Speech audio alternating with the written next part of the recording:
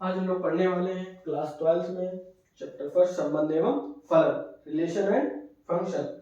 इसमें कुछ बेसिक चीजें पढ़ेंगे। इसमें पहली हेडिंग आती है क्रमित युग्म,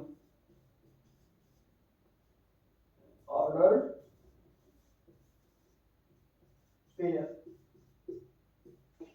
क्रमित युग्म क्या होता है?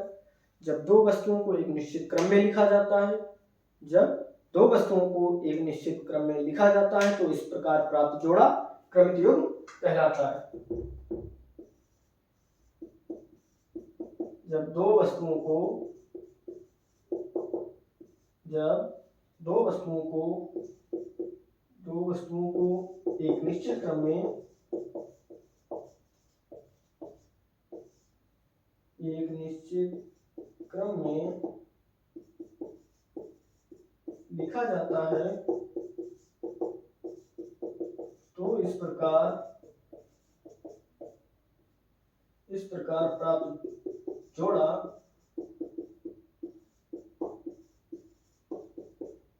तो इस प्रकार प्राप्त जोड़ा क्रमित युग्म कहलाता है।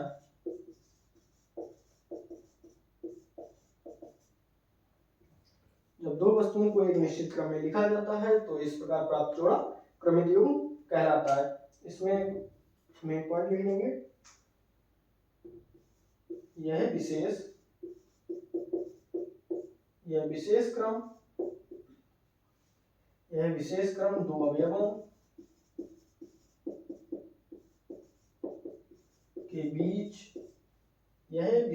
क्रम दो अवयवों के बीच कॉमा लगाकर कोष्टक में लिखा जाता है। उदाहरण देख लेंगे।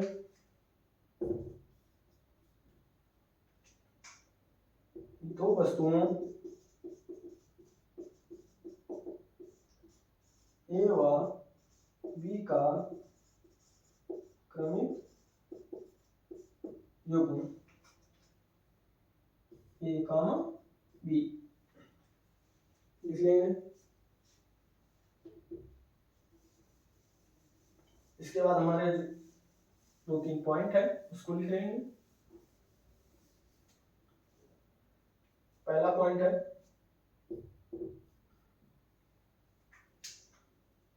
कि क्रमित युग्म में दो अवयवों का समुच्चय नहीं है। क्रमित युग्म तो अवयवों का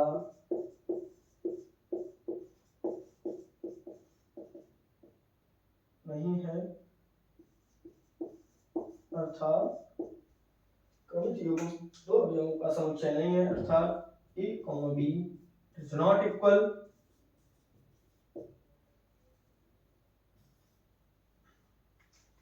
ये हमारा क्रमित युग्म है और ये हमारा समुच्चय है, ये आपस में बराबर नहीं होंगे। दूसरा पॉइंट कि क्रमित युग्म में अवयवों का क्रम महत्वपूर्ण होता है।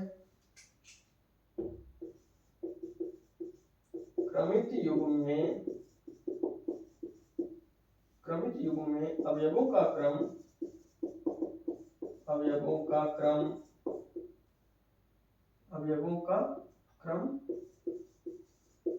महत्वपूर्ण होता है, अर्थात a, b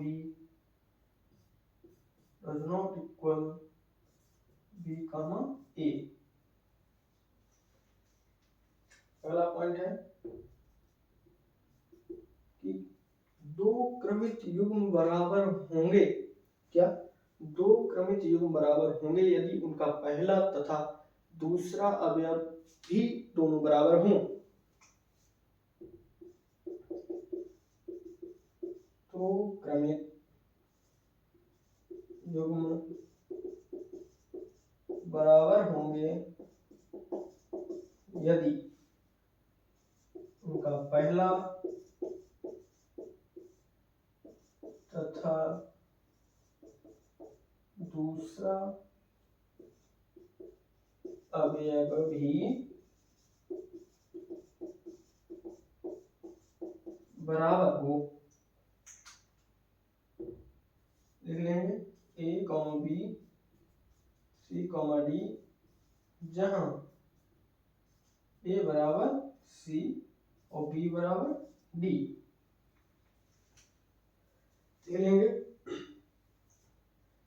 इसके बाद हम पढ़ेंगे दो समुच्चयों का कार्तीय गुणनफल।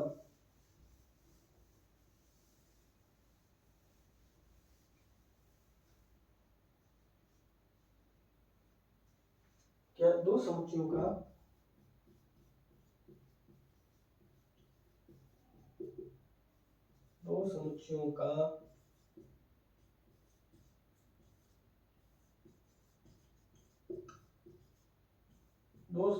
कार्तीय गुणनफल। दो समुच्चयों का कार्तीय गुणनफल क्या होता है? यदि ए व बी दो आरिक्त समुच्चय, आरिक्त समुच्चय का मतलब है कि वह रिक्त समुच्चय नहीं है, उसमें कोई ना कोई अवयव है।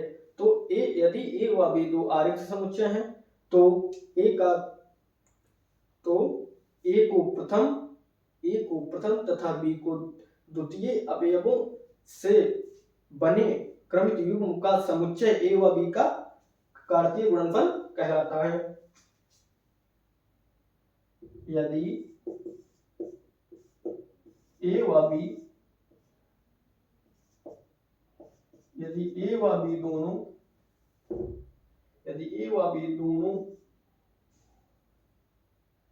आरिक्त समुच्चय हैं, यदि ए व बी दोनों आरिक्त समुच्चय हैं तो ए को प्रथम तथा बी को द्वितीय अवयव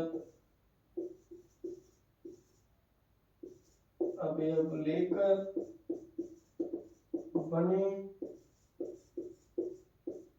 क्रमित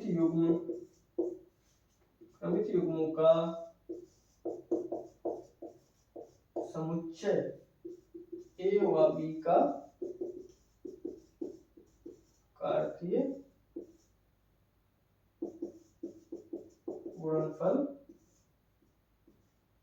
गुणनफल कहलाता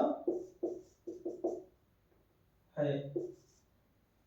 यदि ए व बी दोनों आरिक्त समुच्चय हैं तो ए को प्रथम तथा बी को द्वितीय अवयव लेकर बने क्रमित युग्मों का समुच्चय ए व बी का कार्तीय गुणनफल कहलाता है। इसे ए क्रॉस बी से व्यक्त करते हैं। इसका उदाहरण देख लेंगे।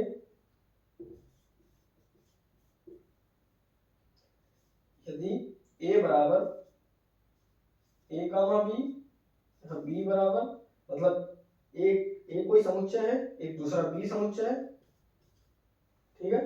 अब हमें इसके कार्तीय गुणनफल निकालने हैं। तो कार्तीय गुणनफल को हमने बताया कि ए क्रॉस बी से व्यक्त करते हैं। अब एक जो समुच्चय उसका प्रथम अवयव देखिए ऐसे ए कामा दो, बी कामा एक और बी कामा दो, ये इसके कार्तीय गुणनफल हो गए। लिख लीजिए।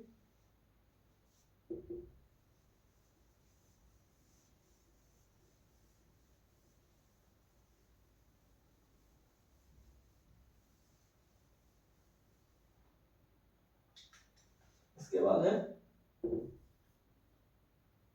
यदि दो समुच्चयों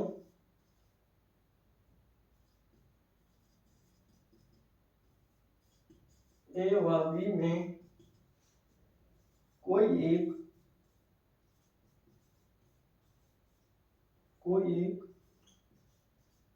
रिक्त समुच्चय है।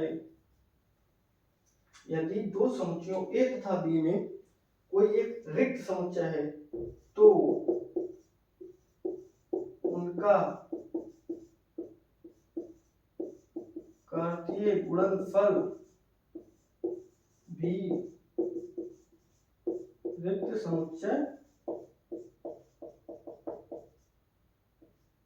होगा। क्या? यदि दो समुच्चय हैं उसमें ए व बी, उसमें अगर कोई भी एक रिक्त समुच्चय होगा तो उनका कार्तीय गुणनफल भी रिक्त समुच्चय होगा। तो इसमें यदि हमने ए क्रॉस बी किया और इसमें से कोई, मान लिया हमने ए एक रिक्त समुच्चय है, तो इसका ये जो कार्तीय गुणनफल क्या आ जाएगा, इसे रिक्त समुच्चय को कैसे प्रेजेंट करते हैं, फाई से, या ऐसे लिख सकते हैं। ठीक, इसके आगे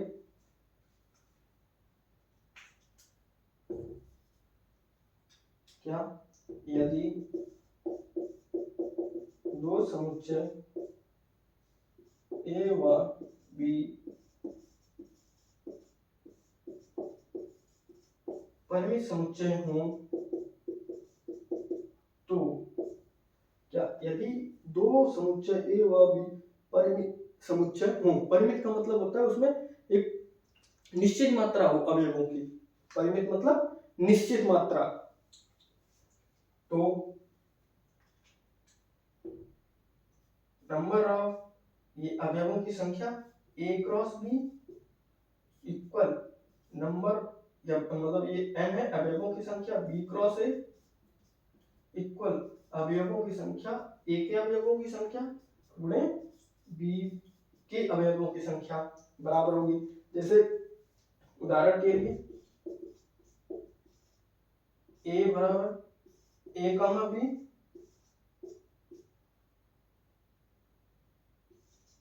और बी में 1 2 3, तो इसमें कुछ नहीं करना है, इसमें देखना ए के अवयव कितने हैं 2, बी में अवयव कितने हैं 3, तो बस इसी में लिख देना ए के अवयव कितने हैं 2, बी के अवयव 3, 3 गुनी 6, इसके कुल कितने क्रमिक युग्म बनेंगे 6।